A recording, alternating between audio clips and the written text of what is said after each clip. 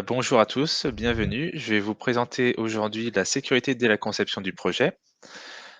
Donc, tout d'abord, je vais me présenter. Alors, il faut que je récupère le focus. Tac.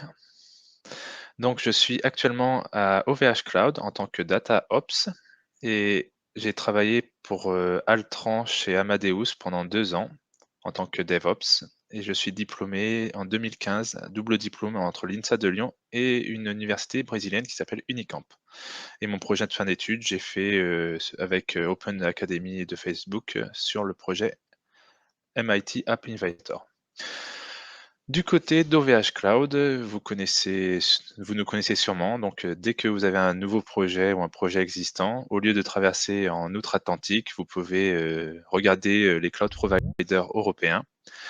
Quoi de neuf depuis les dernières présentations d'Horacio ou d'Aurélie Vache? Nous sommes certifiés Secnum Cloud par l'ANSI et donc depuis décembre de l'année dernière.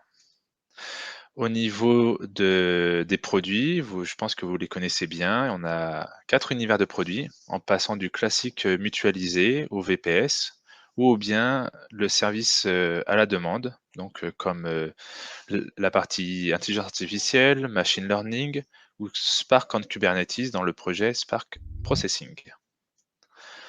Si vous souhaitez en savoir plus sur les produits d'OVH ainsi que d'OVH Cloud, ainsi que des tutoriaux, vous pourrez les consulter du 16 au 18 novembre durant notre grande messe annuelle. Il y aura peut-être un concert d'Octave Klaba, on verra. Au niveau de mon équipe, on focalise plus sur la partie data, donc à OVH Cloud, et plus précisément dans la partie data lake, donc le cœur de cette image. Dans mon équipe, on s'occupe de la réplication des données, des opérations de scaling, scale up, scale down, tout ce qui est maintenance au niveau de la base de données ou du data lake. Et on fait des POC, des benchmarks, tout ce qui est performance.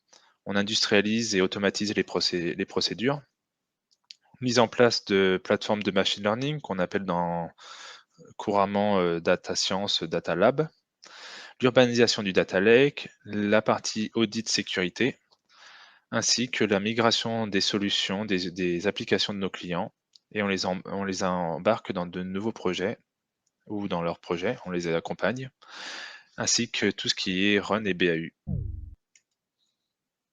Donc, je vais un peu vous connaître. Malheureusement, étant à distance, c'est un peu compliqué. On ne peut pas faire ça à main levée. Donc, ce que je vais vous proposer, c'est de faire ça de manière interactive avec votre téléphone ou votre ordinateur. Je vais vous proposer d'aller sur Menti et comme ça, je vais savoir un peu à quelle audience je m'attends. Si vous êtes plus dev ou si vous êtes plus ops, est-ce qu'il y a des étudiants dans la salle? Donc, si vous pouvez aller sur menti.com et le code c'est le 49 96 45 28. Ou dans le chat, je peux regarder aussi, comme ça je vais annoncer de vive voix. C'est comme vous voulez. C'est comme ça je vais pouvoir, durant ma présentation, savoir un peu à quel niveau je vais donner. Donc, autre, est-ce que je peux commenter? En tant qu'étudiant, donc ça signifie que je vais un peu devoir vulgariser certains termes techniques, ok. Je suis bien intéressé par autre, ça serait quoi? Commercial, est-ce que tu peux mettre dans le chat? Ah, BizDev, ok, merci. Tac, donc étudiant autre. Ah oui, ouais, je posais aussi la question autre, si à tout hasard il y avait des caïds de la sécurité. Donc je vais vous laisser le code et je vais profiter pour ceux qui ont déjà répondu à la question. Quel est votre niveau de connaissance au niveau de la sécurité du numérique?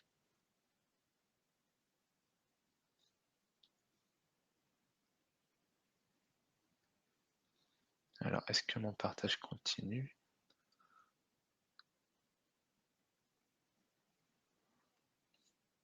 Novice, d'accord. Bah, merci bien. On va continuer. Tac. Je vais remettre la première question aussi pour ceux qui arrivent. Et je vais peut-être mettre également. Elle est où ma petite souris? Tac. Je vais mettre aussi le lien sur le chat comme ça pour ceux qui vont nous rejoindre après le repas. Tac.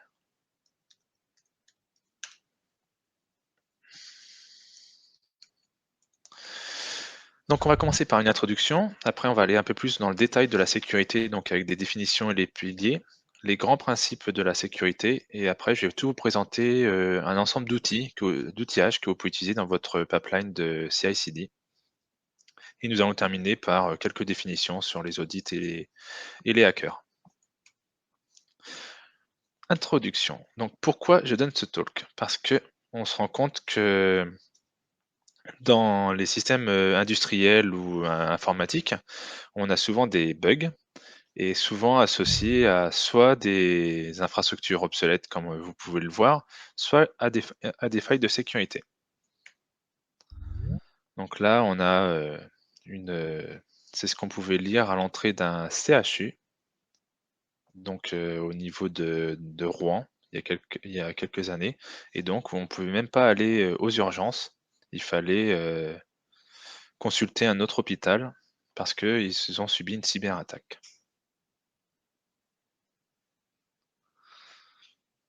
Donc, nous voulons vraiment éviter cela. Là, c'est un autre exemple avec ce qu'il y a eu chez Sopra Steria. David, une petite coupure régie, je me permets. On a un bandeau bleu au milieu de ton écran là depuis 15 secondes. Est-ce que tu peux mettre en plein écran? Est-ce que tu peux D'accord. voir si ça fait bouger un peu le flux vidéo? Ok. Alors, Là, c'est très bien. c'est très bien. Enfin, je veux dire, on n'a plus le bandeau bleu qui striait ton écran. D'accord, c'est curieux. Ah, t'as Est-ce que quand même une petite. Voilà, il y a une petite ligne qui vient de disparaître. Écoute, non, par contre, toi, tu peux te mettre en plein écran sur ce seul onglet. On est bon. Nickel. Merci. D'accord, merci. Donc, on va continuer dans cette un peu interaction. Je vais vous poser la question, qu'est-ce que ça vous évoque? Quelques mots sur la sécurité dès la conception. Tac. Donc, je vais vous mettre le code.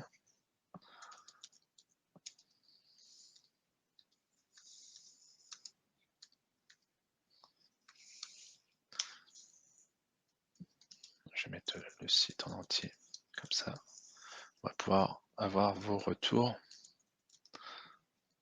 C'est vrai que le remote, c'est particulier. On n'a pas cette... Ou après, vous pouvez aussi commenter dans le chat de Jitsi. Qu'est-ce que, selon vous, ça vous évoque? C'est vrai que le format, je l'avais fait en interactif, en mode meetup. Je vais attendre un petit peu, et moi, ça va me permettre de m'hydrater un petit peu. By design, d'accord.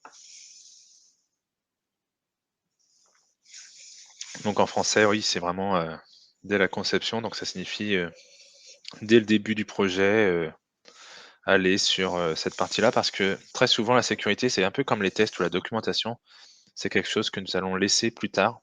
Et finalement, comme vous le savez très bien, suite à des pressions métiers, suite à beaucoup de demandes, ah bah, c'est resté tout petit. Suite à beaucoup de demandes, vous allez ne pas du tout adresser cette partie de sécurité. Et il faut ne pas avoir le souci qu'on a vu là avec Sopra Steria ou le CHU de Rouen. Oh, ma fille qui est en train de faire du bruit.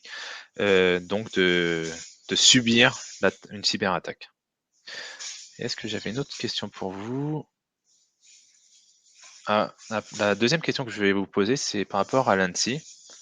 Selon vous, quelles sont un peu la hauteur des incidents, des opérations que réalise l'ANSSI étant l'Agence nationale de la sécurité du système d'information.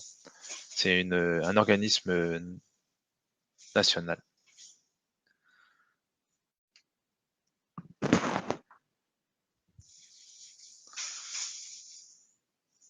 Tac. Et je vais reprendre ici. Ah bah, j'ai les résultats. Donc si vous pouvez. Attends encore une.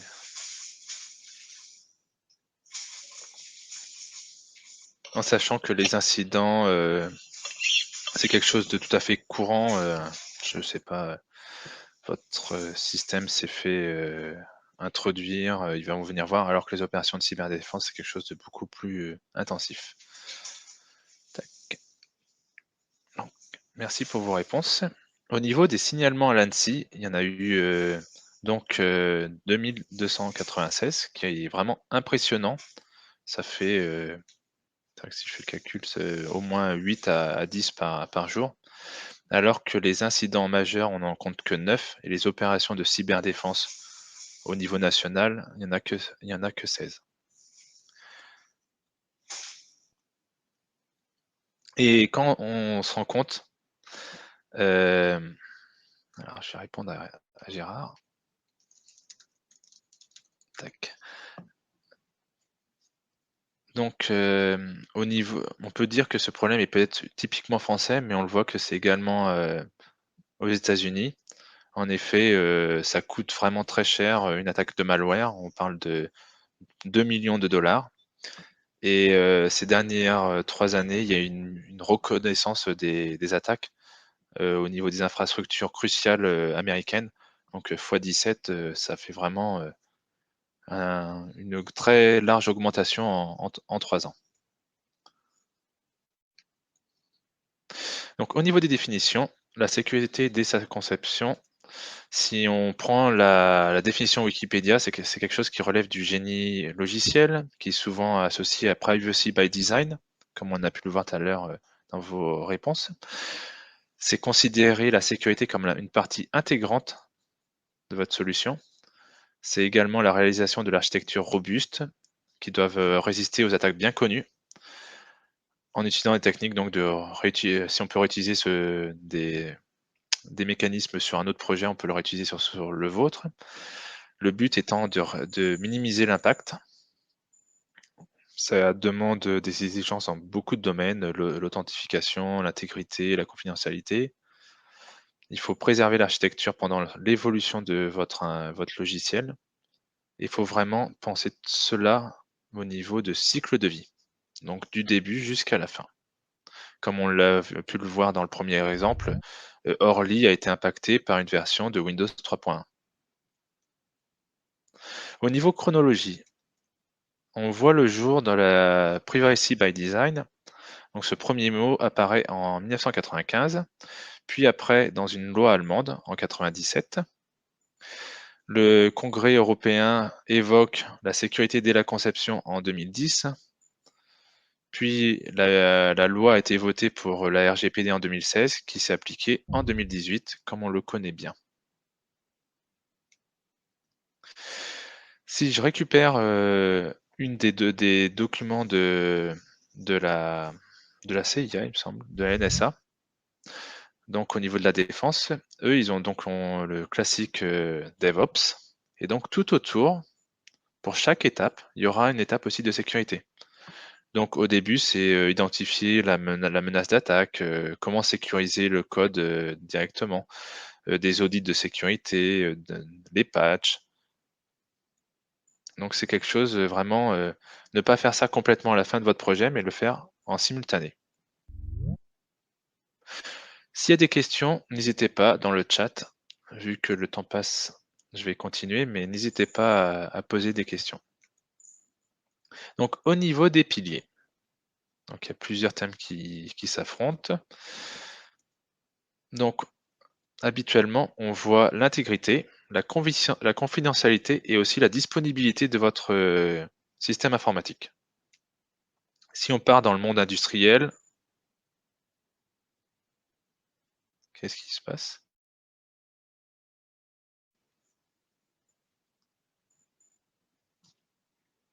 Alors, j'ai eu un petit rafraîchissement. Je ne sais pas si on a perdu le partage. Je pense que c'est bon.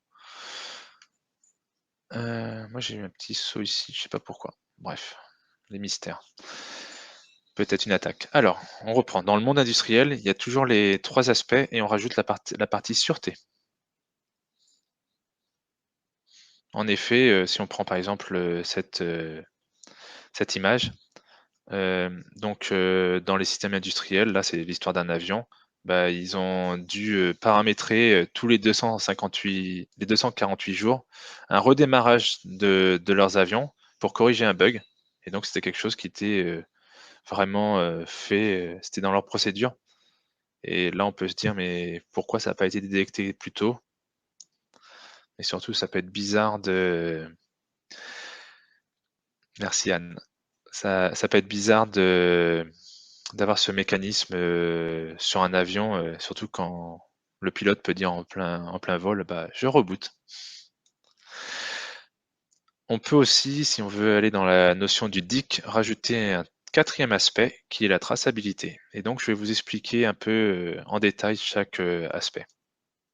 La confidentialité, donc c'est vraiment empêcher que quelqu'un qui fasse une capture de trafic réseau sur votre infra ou je ne sais quelle donnée vienne ici la récupérer parce que ce sont des données privées selon la RGPD ou des informations tout à fait secrètes par rapport à des plans, par rapport à votre brevet. Donc ça, c'est la partie confidentialité. La deuxième, c'est l'intégralité. Donc par exemple, dans une entreprise, bah, les comptes doivent être conformes par rapport au niveau aspect légal et comptable. Les stocks doivent être conformes à l'inventaire. Il ne faut pas qu'il y ait une corruption de la base de données ou de votre Excel. Il ne faut pas qu'il y ait un formatage de disque, ce genre de choses. Au niveau disponibilité, il faut activer tous les composants en haute disponibilité, qu'on appelle couramment le HA. Il ne faut pas avoir de SPOF. Comme on peut le voir, bah, les routeurs avec Facebook ou OVH Cloud, bah, ces routeurs sont vraiment critiques dans la backbone parce que ça permet de communiquer avec l'extérieur. Il faut également résister à des attaques DDoS. OVH propose un système et d'autres cloud providers également pour contrer ces attaques. Et au niveau traçabilité, donc savoir qui s'est connecté sur la machine, le SIEM, donc c'est le gestion d'information et des événements de la sécurité, donc savoir si une personne a échoué en faisant une escalade de privilèges, parce que la personne a échoué de se connecter avec son mot de passe. Donc c'est le SIEM qui peut vous remonter cette information-là. Et tous les outils qu'on connaît dans le DevOps d'observabilité. Pour vous donner une illustration, on va prendre le cas d'une base de données. L'intégrité, donc il faut que vos données soient intègres. Dans le cas contraire, les actions des clients ou les décisions métiers pourraient être mauvaises parce qu'ils n'ont pas les bonnes valeurs. Au niveau de la confidentialité, on le sait très bien que les données sont l'or noir du siècle, de ce siècle. Et en plus, on est contraint légalement avec la RGPD. Au niveau de la traçabilité, on peut avoir des données personnelles qu'on appelle les PII. Et donc, il faut savoir voilà, comment cette donnée circule dans votre système d'information, dans quel outil. Et donc, si avoir la maîtrise du cycle de vie de la donnée, parce que la création, le stockage, ce n'est pas un souci, mais après, il faut savoir avec qui elle est partagée, savoir si elle est marquée à la destruction, et après, faire réellement la destruction de cette donnée demandée. Après, on peut avoir aussi des faiblesses. Par exemple, bah, au niveau disponibilité, on se rend compte que vos services ne sont pas en achat. La LDAP se fait la connexion avec l'Active Directory, avec l'Active Directory se fait uniquement en mono-machine. Donc si cette machine tombe, ça marche plus. Il n'y a pas de cache. Donc on peut solliciter en permanence l'AD de l'entreprise, ce qui peut être problématique. Au niveau intégrité, bah, si les services sont lancés en route, ou s'il y a trop d'admin, ou s'il n'y a pas de gestion de configuration. Au niveau de la confidentialité, il n'y a pas de garantie, pas de chiffrement, pas de TLS. Donc là, on ne peut pas garantir que vos communications vont rester confidentielles. Et donc, au niveau du SIEM, s'il n'y a pas de SIEM, vous êtes un peu flou, vous n'avez pas de vision. Par exemple, si vous accédez si depuis mon ordi j'accède à une machine sur OVH, bah, ça serait problématique. Non, on passe tout par un bastion qui va loguer, cataloguer, enregistrer tout ce que vous faites pour ce besoin-là de traçabilité d'audit. À ce sujet, OVH a mis en open source le bastion sur GitHub, si vous voulez jeter un coup d'œil.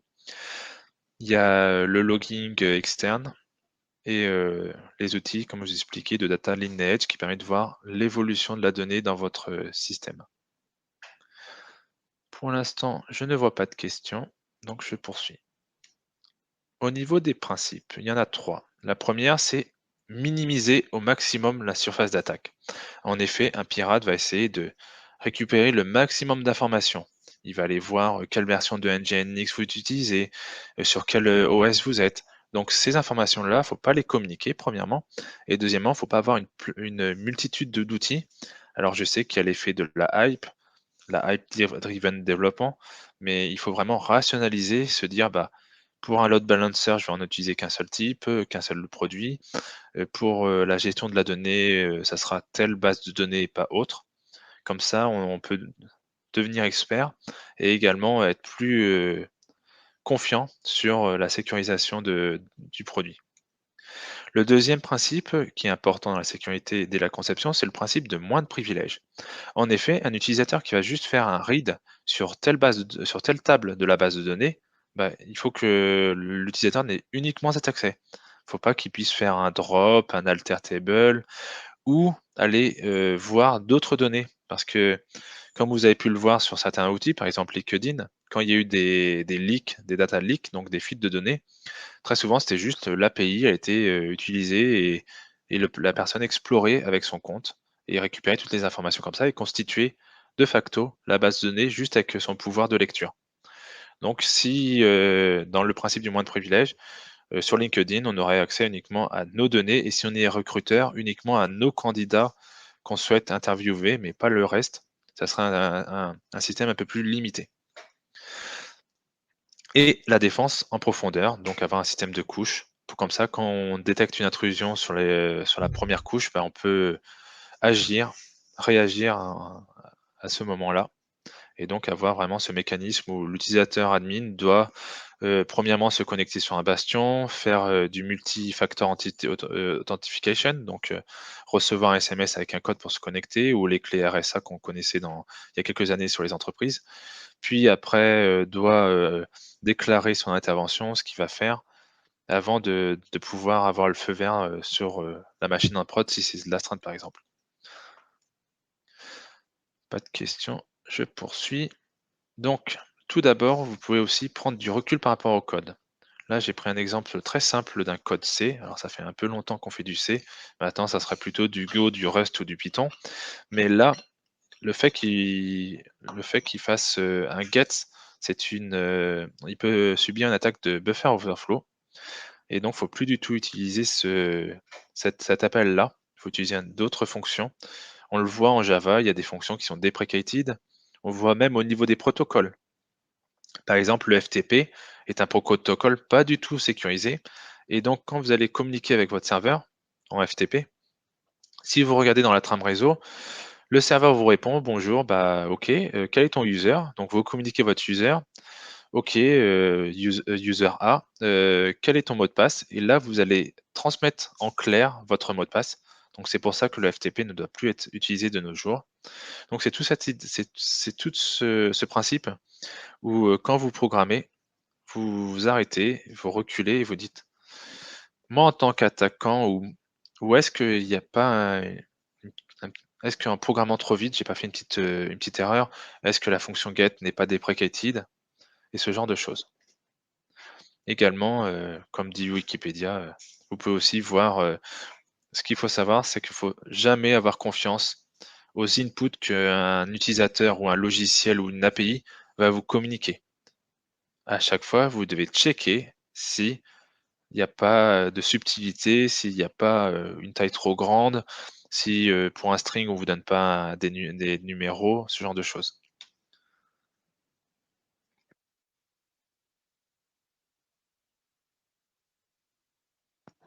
Autre aspect important qui a été, relevé durant une étude, donc en 2014 et en 2017, c'est que on utilise beaucoup Stack Overflow.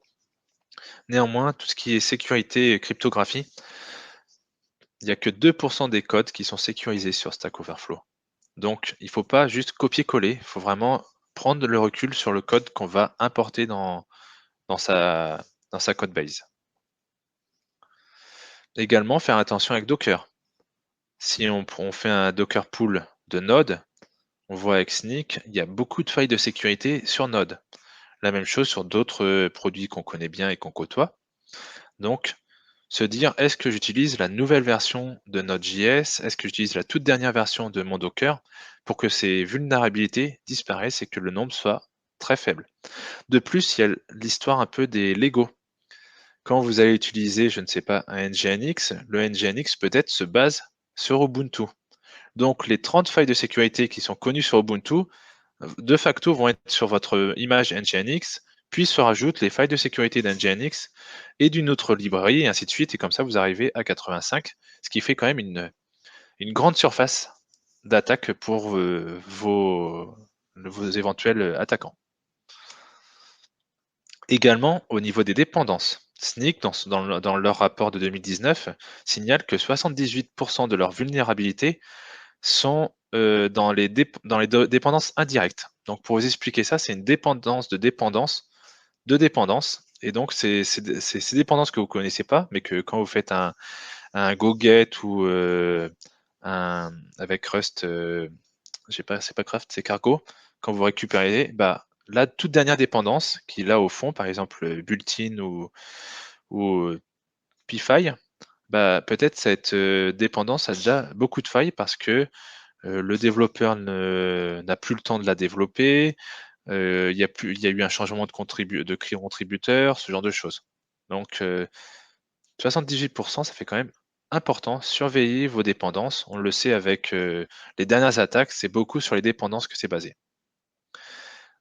Un exemple très simple, Facebook. Facebook a dû payer 40 000 $ à un chercheur qui a trouvé une vulnérabilité sur image tragique. Donc c'est ce qu'ils utilisaient eux pour redimensionner l'image sur Facebook. Mais pourquoi tragique? Non, c'est Magic. J'ai lu la partie plus basse et elle est erronée. La même chose au niveau des données PII, donc les données personnelles. Un exemple très simple, bah, là je suis sur l'assurance maladie. Pourquoi on a un numéro de téléphone, numéro que j'ai changé. Mais est-ce que c'est vraiment indispensable d'avoir ce numéro-là si dans votre première page? Imaginez, moi je me connecte pour ma démo, pour la conférence, voilà, en démo. Bah, ces informations-là, vous allez toutes les avoir juste parce que je me suis connecté sur Amélie. Est-ce vraiment nécessaire? Non, ça peut être uniquement en cliquant sur mes informations ici et en faisant les accordéons qui vont bien, avoir ces informations-là. Mais quand vous faites une démo, quand vous êtes avec quelqu'un à côté de vous ou dans le train, ces informations-là, ce ne sont pas nécessaires. Vous n'avez pas à changer de téléphone chaque matin, à ma connaissance. Donc voilà, essayez de se poser la question, est-ce que c'est vraiment pertinent? En plus, la personne, quand bah là j'ai un bug sur Amélie, par exemple, bah, elle va faire une capture d'écran et elle va transmettre, elle va envoyer un email où ça va être partagé. Et donc ces informations-là circulent tranquillement, librement sur Internet. Donc faut vraiment, quand vous développez votre application, vous posez la question, est-ce que c'est vraiment pertinent dans cette première page d'afficher cette donnée personnelle? Ne pas utiliser également des configurations par défaut, que ça soit récemment ou il y a quelques années avec, là par exemple c'était un service de votation au Mexique, bah, tous les électeurs, mexicains ont été récupérés et c'était juste parce que, c'était sur un MongoDB en open source, sans, authentification et donc bah, faut vraiment sécuriser vos applis. Un autre exemple, toujours dans le même contexte, c'était avec moi du Mango. Là, c'était, des données de clients, donc Amadeus, Booking, Sabre, qui est le concurrent, Hotels.com. Toutes ces personnes-là ont eu les clients de ces sites-là ont eu leurs données exposées parce que c'était stocké sur un AWS S3 qui était mal configuré. Donc vraiment, à chaque étape, vous dire: «Est-ce que c'est vraiment» là, c'est concernant une entreprise qui s'appelle Prestige Software, mais comme vous avez pu le voir, c'est pas limité uniquement à des petits comptes, ça peut être aussi également des grands. Donc pourquoi tout cela? Parce que maintenant c'est un peu moins le cas, mais c'est comme le Covid, avant d'avoir le vaccin, il faut quand même avoir tous les gestes barrières dans votre application pour éviter de vous retrouver comme ça dépourvu face à une cyberattaque. Donc, pour résumer ce que je viens de dire au niveau des principes et de quelques règles de bonne pratique, diminuer l'attaque. Donc, quand vous faites du Docker, utilisez une version distroless ou Scratch si vous avez juste un binaire à déployer. Le principe de moins de privilèges, ne plus du tout utiliser root ni un compte admin ou super admin. La défense en profondeur, donc l'utilisation de Bastion, d'un SIEM, de la traçabilité. La détection de connexion, utiliser le multi-factor authentication. Ne pas utiliser de configuration par défaut sur Kubernetes, MongoDB ou d'autres produits. Pas de secret dans vos images Docker, ni dans vos repositories Git. Mettez-les dans Vault ou au pire, utilisez Gitignore pour ne pas les pusher. Pas de données sensibles dans les interfaces graphiques. Ne pas utiliser de stack trace quand vous êtes en prod. En effet, ce sont des informations que vous communiquez à vos attaquants. Un exemple très simple que je peux vous donner, c'est quand j'étais en train de faire ma demande de visa pour aller au Brésil, je me connecte sur l'ambassade brésilienne et je fais ma demande. Et à la fin de ma demande, je me rends compte que ça crache.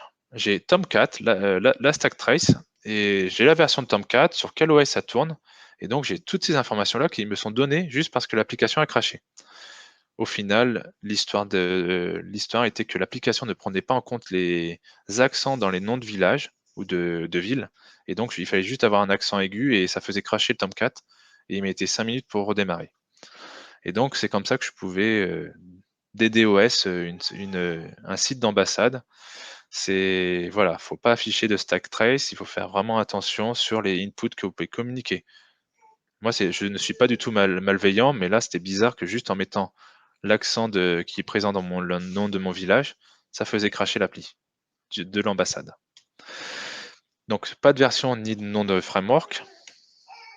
Et vérifier les entrées-sorties. Enfin, il faut faire des backups régulièrement. En cas de cyberattaque ou en cas de ransomware, c'est très pratique de restaurer à partir de backup. Et il faut également que ces backups soient déconnectés du réseau. En effet, si c'est juste une machine à côté, si c'est connecté sur Internet, votre backup limite peut être aussi attaqué et supprimé. Et mettre en permanence à jour votre infra. Donc, des méthodes plus simples, ça serait d'utiliser vos CI/CD pour tester les nouvelles versions et voir si ça ne casse pas vos tests unitaires, vos tests d'intégration et votre test end-to-end. Pour finaliser, si vous ne souhaitez pas trop vous embêter, vous pouvez penser à utiliser du PaaS, donc du software, du Platform as a Service. Et donc, toute cette partie de build run serait côté cloud provider. Et donc, on peut envisager de mettre ça sur Scaleway, Clever Cloud ou chez OVH Cloud, si vous ne souhaitez pas vous embêter.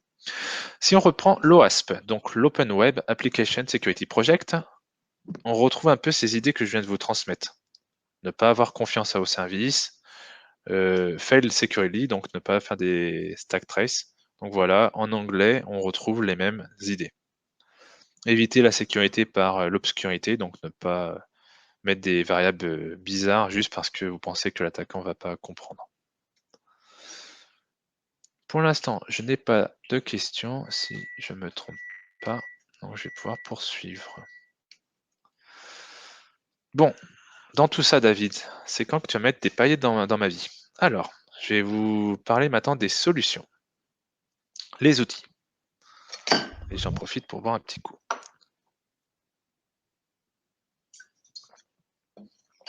Au niveau des outils, donc on va utiliser tout ce que les outils que les DevOps possèdent, donc le fameux CI/CD. Ah. Donc vous pouvez, quand vous allez vérifier avant de builder avant ou après, mais quand vous allez builder votre application, vérifier les failles de sécurité et les bugs connus sur votre image, faire des tests de sécurité, voir si en me connectant sur mon container avec admin, est-ce que ça fonctionne ou pas, et faire les tests de déploiement et voir si ça, par exemple, là, il y avait des tests de performance. Donc c'est vraiment pertinent d'avoir cette partie au milieu là de sécurité.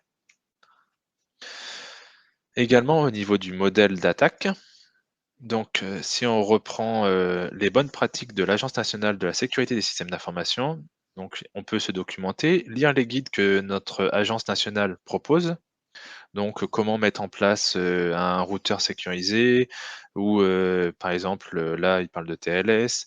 Également sur Windows, sur Linux, ils ont plein de jolis dossiers pour accompagner l'administrateur dans la sécurisation de l'outil.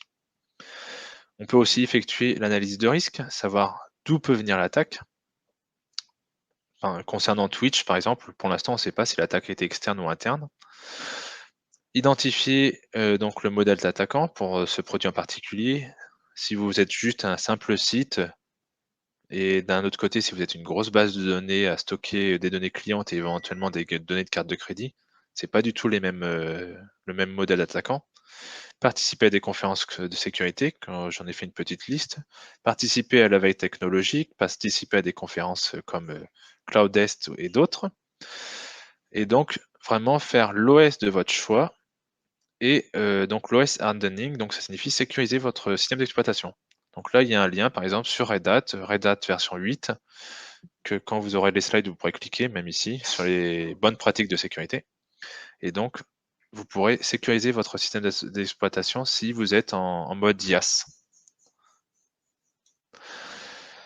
Au niveau du développement, comment faire du secure coding ou security as code?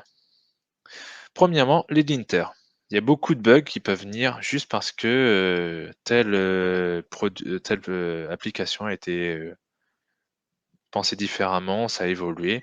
Donc ça permet de détecter rapidement vos erreurs, les problèmes de syntaxe, le non-respect de votre code de langage de programmation. On peut avoir la même chose même pour vos scripts shell.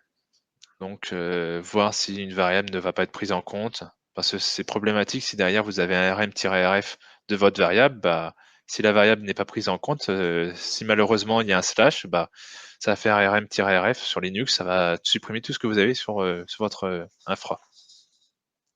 Donc les linters, vous avez sur quasiment tous les langages de programmation. Au niveau du build, donc juste après, la seconde étape. Donc il y a plusieurs mécanismes. Il y a le mécanisme de travailler en mode white box. Donc ça signifie voir si en boîte blanche, voir si voilà un pen test, si vous avez des failles de sécurité, ou sinon en black box. Donc vraiment ce que fait par exemple des West-Wiac ou d'autres, des bug bounty, donc qui vont utiliser votre application et qui vont essayer de trouver des vulnérabilités. À cette phase-là, il y a aussi tout ce qui est l'analyse des secrets. Par exemple, là, je vous parle de Guide Guardian. Lui, il va vous expliquer, cet outil, bah, vous avez tel credential là qui apparaît. Là, dans les logs, ça ressemble à un secret. Donc, il va vous informer à ce moment-là durant le build. Tac. Est-ce que j'arrive à faire... Sonar fait ce genre de choses également. Il est un peu moins utilisé de nos jours, mais vous avez toute cette partie-là de Security Vulnerability qui est intégrée dans Sonar et donc qui vous informe à ce niveau-là, donc durant votre build. À ce sujet, on peut envisager qu'éventuellement Sonar a une command line qui permet d'intégrer ça directement dans votre IDE et donc, comme vous pouvez le voir, directement quand vous faites votre programmation, vous aurez l'information telle une erreur de typo. Docker. Docker permet de faire des Docker scans. Donc c'est récent, depuis l'année dernière. Il y a ça qui est intégré dans les nouvelles versions de Docker. Donc vous pouvez faire un Docker scan de votre image Docker et il va vous remonter s'il y a des failles de sécurité connues ou pas. Snyk fait à peu près la même chose au niveau des dépendances également. Donc vous avez ce genre d'email avec votre projet, s'il est sur un repo public ou privé, et il va vous remonter les vulnérabilités connues, les CVE comme on les appelle dans le monde de la sécurité.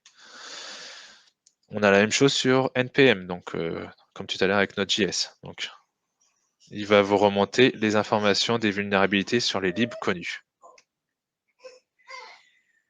En effet, il n'y a pas plus tard que l'année dernière, 4 paquets NPM ont été détectés, que ça ouvrait un shell, donc une ligne de commande entre votre serveur, entre l'attaquant et ce serveur. Du moins, il pouvait facilement venir s'introduire avec ces 4 NPM facilement qui étaient sur le serveur.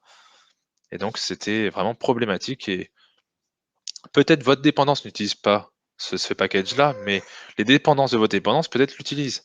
Et donc, ils ne se rendent pas compte qu'ils sont en train d'ouvrir une faille de sécurité chez vous. GitLab a ce genre de service, soit sur le site web, soit on-premise. Et donc, selon votre application, vous avez le scan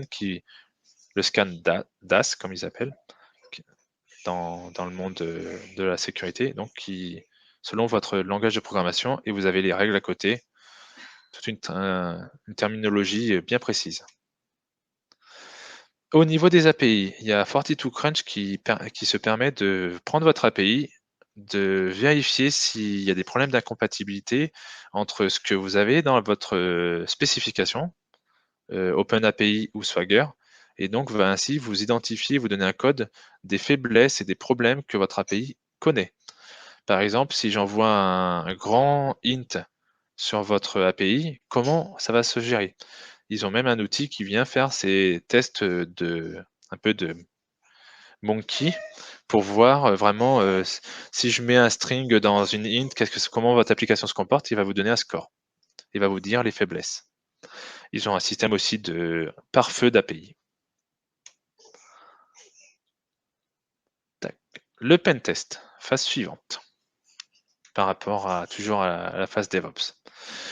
Donc, il y a Burp Suite qui est bien connu, qui permet d'intercepter vos requêtes et de pouvoir les modifier à la volée. Il y a Kali qui vous transmet un ensemble d'outils pour faire du pentest. Et il y a des produits, comme je vous ai expliqué, WSWhack ou Yogosha, qui permet donc d'avoir des hackers, des attaquants à votre service pour vous relever ces failles de sécurité et ces problèmes. Maintenant, maintenant que votre produit a été testé, on va dire, bah, c'est bon, ma V1 ou ma V2 va sortir. Et donc, il y a un élément important qui est la signature. Parce que quand vous allez livrer ce container à votre client final, quand vous allez livrer ça en interne, qu'est-ce qui va vous permettre d'identifier si c'est réellement le bon package, si c'est vraiment le bon interlocuteur? Donc, il y a Docker Notary qui permet de faire cette signature. Je suis désolé pour le bruit de fond. Ma fille qui est malade. Donc, il va permettre donc au moment du build, de venir rajouter une signature. Comme ça, n'importe qui essaiera de modifier votre container ne pourra plus pour fournir cette image parce que ça n'a pas matché. La même chose pour le transfert. Donc, soit vous mettez dans un Antifactory, soit vous utilisez un système sécurisé pour transférer vos artefacts à vos clients internes ou externes. Au niveau du déploiement, donc qu'on fait la sécurité. Donc par exemple Argo qui est pas mal, Argo CI, excusez-moi, ça permet d'avoir un système ISO par rapport à vos specs. Donc si moi en tant que personne, bah là je vais me connecter, je suis appelé d'astreinte, je dois aller intervenir sur un container qui se comporte de manière mauvaise, bah, je vais commencer à me connecter dessus, à regarder les choses, je vais peut-être modifier un fichier de configuration. Bah, Argo CI va vous dire attention, ce container-là n'est plus ISO, il y a cette valeur-là, cette variable-là qui a changé.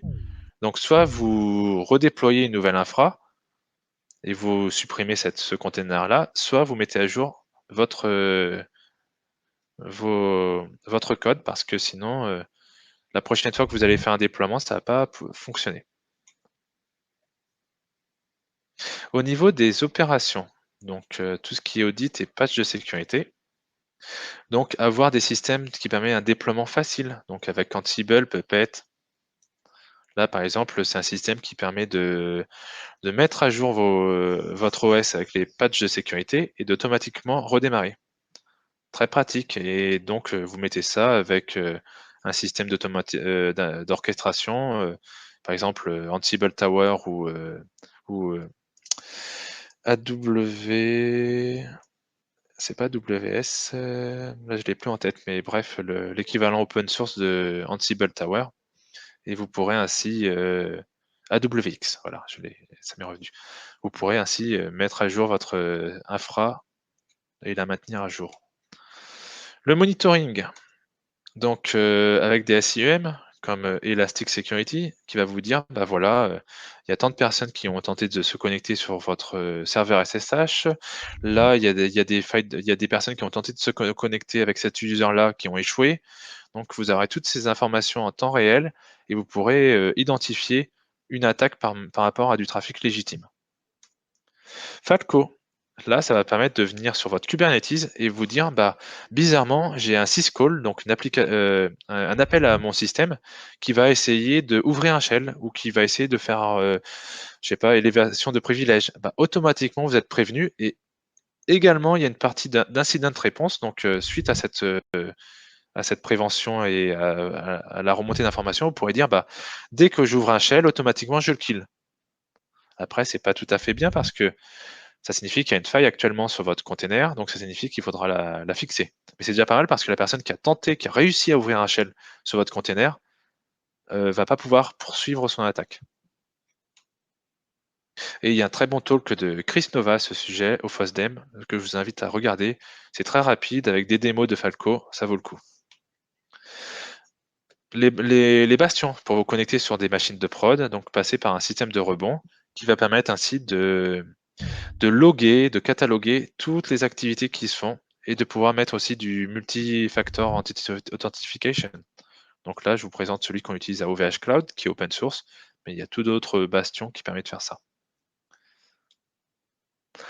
Au niveau du feedback, donc là, je parle de l'analyse de sécurité, mais je vais prendre un exemple très simple.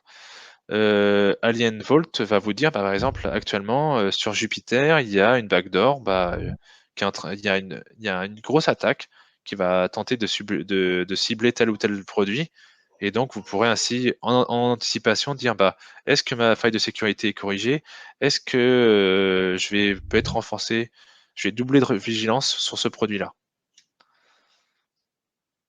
Donc, qui vous donne des indicateurs, quelles est les menaces, les infrastructures menacées, qu'est-ce qui peut être au niveau des IP, au niveau des comment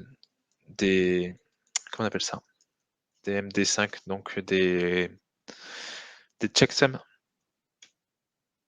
Sauce, qui va permettre qui a été renommé, il me semble, qui permet donc de prendre votre application et de vous lister les CVE de votre application.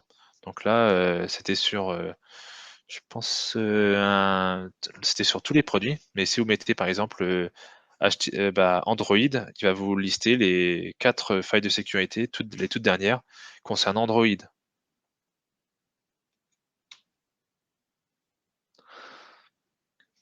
Donc là, avec un score, et vous expliquer un peu, donner un contexte par rapport à cette faille de sécurité. Il y a aussi le CERT-FR qui va vous transmettre ces informations-là et des failles de sécurité chaque semaine. Donc c'est intéressant d'aller sur CERT-FR, menaces et incidents, c'est une très bonne ressource. Et là, votre projet est en prod, tout se passe bien, mais il faut penser à son décommissionnement. Même si c'est dans quelques années, il faut déjà commencer à y penser pour pouvoir communiquer à vos clients, pour pouvoir les signaler, pour pouvoir les accompagner dans la migration.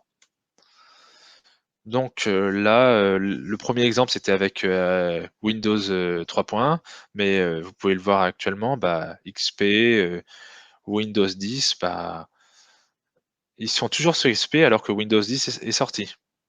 Est-ce qu'il n'y a pas un souci? C'est des distributeurs automatiques, c'est quand même critique, hein. S'il y a une faille, beaucoup d'argent. En synthèse, donc voilà une petite liste, une petite toolbox que vous pouvez mettre dans votre pipeline DevOps. Donc, c'est quelques exemples.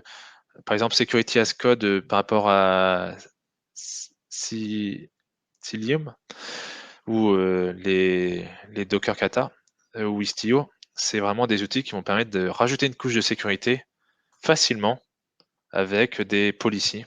Et donc, voilà une petite liste intéressante d'exploration, vos petits devoirs perso. Est-ce qu'il y a des questions? Pour l'instant, non. N'hésitez pas à poser sur le chat du Jitsi. Je vais pouvoir les voir et les répondre.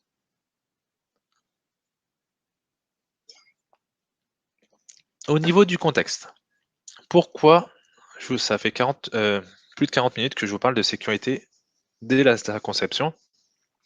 Parce qu'on se rend compte au niveau de OWASP, donc au niveau des failles, des 10 plus grandes failles, qu'il n'y a pas de changement entre 2013 et 2017.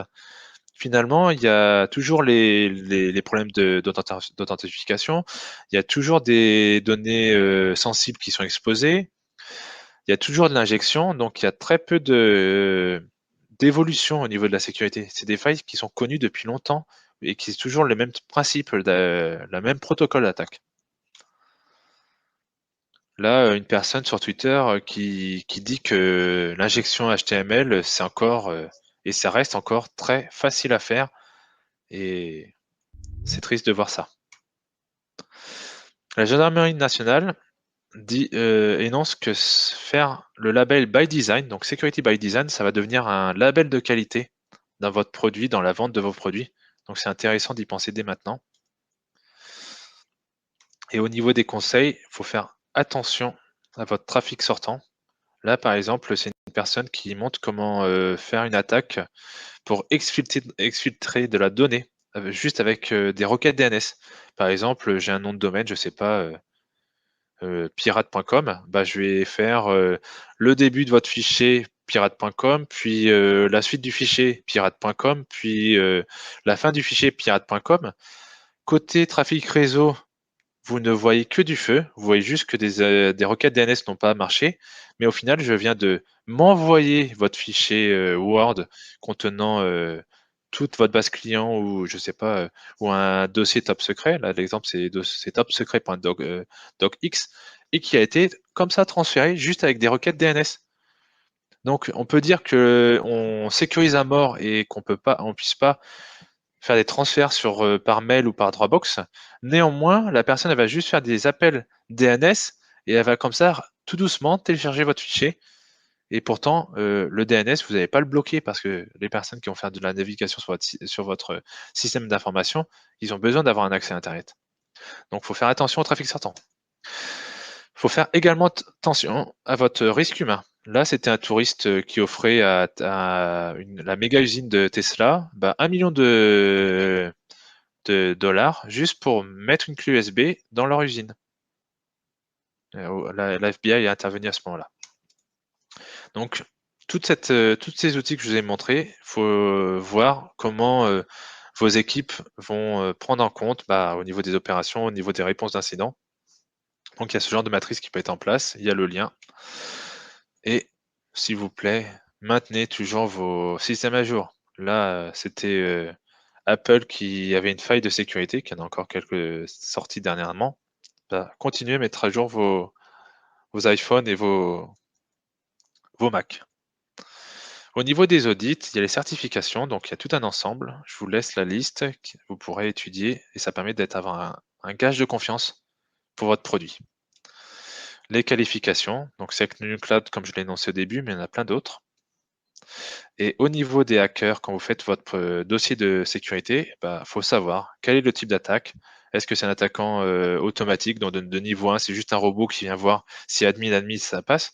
Ou est-ce que c'est un qui est en train un attaquant isolé? Ou est-ce que c'est réellement une organisation?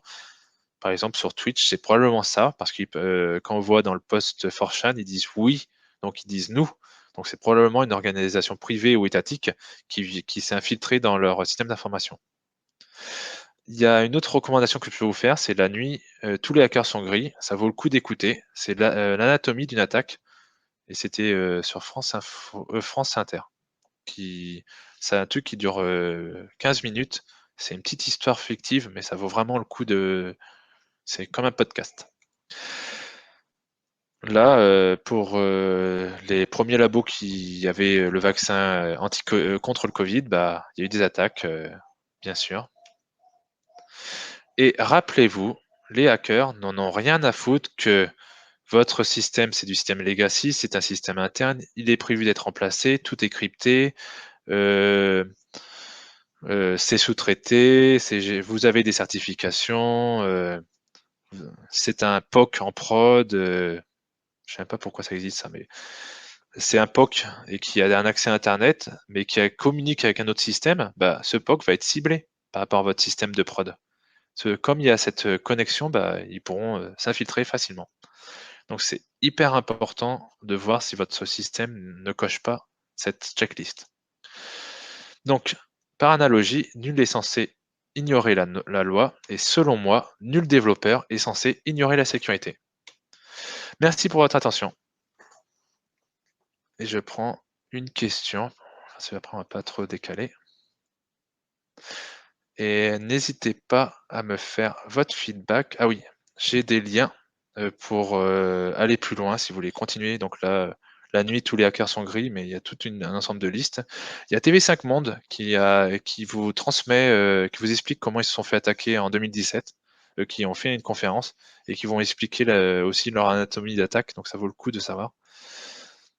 Pour ceux qui veulent déployer sur VH Cloud, voici 1 et 2 Venture. Et encore merci, et n'hésitez pas à me transmettre votre feedback par rapport à cette conférence et me dire ce que vous en avez pensé.